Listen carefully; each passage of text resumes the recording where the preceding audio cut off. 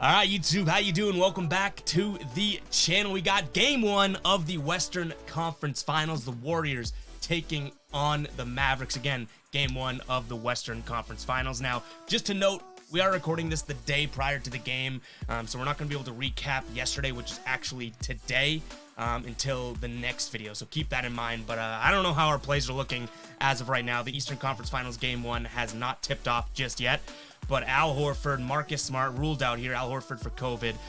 So there goes just a couple of our plays. So a real big wrench got thrown into our plays for the Eastern Conference Finals game one. But we shall see how we turn out. Just wanted to let you guys know that we can't recap that right now because it has not happened yet. But we do have Western Conference Finals game one right now. Mavs traveling to Golden State in game one here. The spread is Warriors -5 and the total is 214.5. We have a lean against the spread, and then I got 3 player props that I like, and it could go 4 potentially. I'll talk about that later on in the video as well. Guys, before we get into the video, I do want to ask you guys to please go ahead and hit that like and subscribe button. We are approaching 10,000 subscribers, which I cannot thank you guys enough. Seriously, you know, we started doing NBA picks, and this channel really started to take off. So I cannot thank you guys enough. We also have some new releases of the Fade Me merch. You can find that link in the pinned comment and the description. Use code PLAYOFFS to save 10%. I have one of the OGs, the Fade Me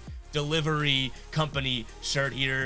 In fact, I've had it so long it's starting to fade, so perfect. But yeah, guys, make sure you go check out the merch as well. But let's jump into the first play of the night here. We have, you know, I think that this series is going to get a little bit interesting. And now when I say interesting, I don't think it's going to go how everyone thinks. I think that this Warriors team is way better than the Mavs. Everyone's super high on the Mavericks right now. They have plenty of momentum, everything like that. And I can understand it, but I just don't understand the logic behind I guess I shouldn't say I don't understand. I'm leaning towards the idea that one team truly belongs here and one team kind of, you know, played out of their ass and out of their shoes to get here. So I'm going to be leaning first and foremost here, Warriors -5 in this game. I think that, you know, their experience is going to shine through in a series like this. We did see the Mavericks come out and shock the world. I don't want to say the world, but shock the NBA world, beating Phoenix and playing the defense that they played as well. So I give them credit there. But for whatever reason, I feel like the Mavericks might feel like their championship or whatnot may have been beating Phoenix. Now, the Mavericks pretty much proved me wrong all series long against the Suns. So I don't necessarily want to sit here and absolutely rag on them. I'm just going with this big old gut. I'm trusting Steph Curry, Klay Thompson, Draymond Green, and company, and the experience of that team to come through for us here. Do I think that this is a sweep and the Warriors are way better than the Mavericks? No. But do I think the Mavericks, you know, really kind of don't really stand tall towards the Warriors? Yes, I think the Warriors are the better team with better talent, and I think that this may be one of the lower spreads of the series, if we're being completely honest, because Vegas knows Dallas is riding that absolute momentum here. In terms of a total here, again, it's 214.5. Total's gone over in 12 of the last 16 games for the Warriors against Dallas here. And total's gone over in 8 of their last 12 games. So maybe I take a peek at the over. I know Dallas played incredible defense against the Suns. But to me, I still think that this Warriors team can drop some buckets on them. And I think that Dallas obviously can score some points as well. Their last couple meetings here, 122 to 113 and 107 to 101, 130 to 92. So right in that same exact range. So I'm going to lean the over 214.5. But my play really is going to be Warriors -5, guys. And that brings up the pinned comment. Make sure to keep an eye on the pinned comment for all of my final plays.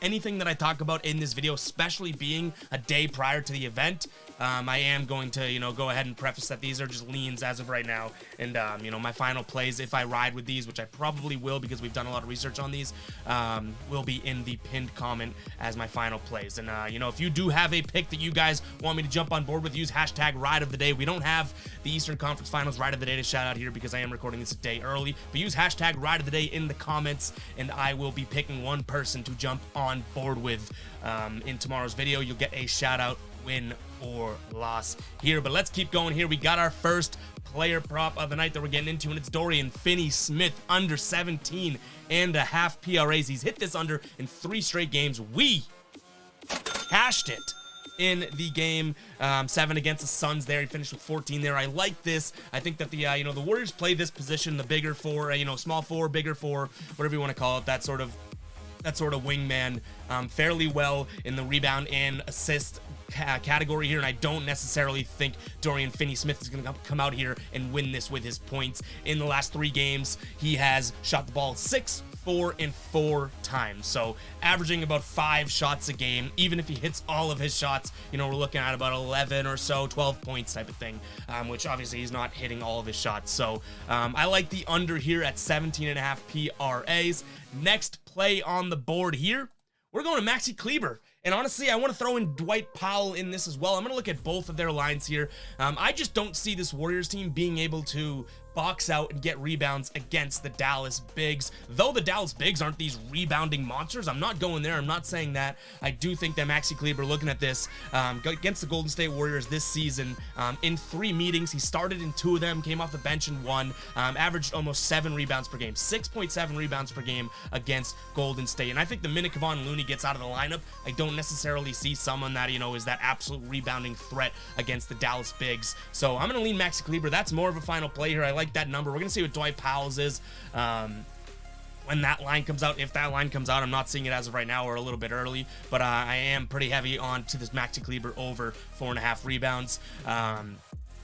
Definitely well within his range to be able to get. And then the next and final, I guess the last and final, or the last next play we're going to get to is something that, you know what, we're being loyal. Klay Thompson over 21.5 points. Everybody and their grandmother was on Klay Thompson's under in game 6 against the Grizzlies, and I said, you know what, Klay Thompson, if you look at his game 6s, he plays really well. We're taking his over 21.5 points, even though he hadn't sniffed that. He had come close, but he hadn't touched that 21.5 point range in, you know, what, 5, 6 straight games. And I said, you know what, screw it. We're throwing out the research. We're going with, you know, I guess more detailed research. So we're throwing out the trend, going with some deep research. And Klay Thompson goes for 30 points in that game 6. We're riding with Klay Thompson here, over 21.5 points. The Mavericks, one of the worst teams here. I guess, you know, if you want to throw this in there, yes, they just played one team for their last, you know, 6 or 7 games type of thing. Only a couple games, or only a couple team sample size. But the Mavs are a 6th team against shooting guards when it comes to scoring over their last 7 games. So they do not defend that position overly well. And, you know, I like Klay Thompson's over 21.5 here. And that is going to wrap it up, guys, for the predictions. And make sure to keep an eye on the pinned comment. Like I say, that is where the final plays will live. And I do want to give a brief shout out here to all of the ballers, guys. I'm not going to go name by name because I don't have the list up, but you guys know how much I appreciate you. The list is a little far behind because we haven't updated the graphic, but I do have to give a big thanks to all of our ballers, the individuals that choose to support the channel. $2.99 a month. You get a badge next to your name. You get some exclusive emojis. We're going to start to bring in more and more features here. We're just brainstorming, kicking things around, but we do baller giveaways, and I think we're going to do one in June as well. So you got some time to join as a baller. That link will be in the pinned comment and the description as well. But guys, that is going to wrap it up for the video. Hopefully everyone has a winning, positive night, and we're hearing a lot of cha-chings when we do our next video. We will catch you guys in the next video. Keep an eye on the pinned comment, and as always, peace out.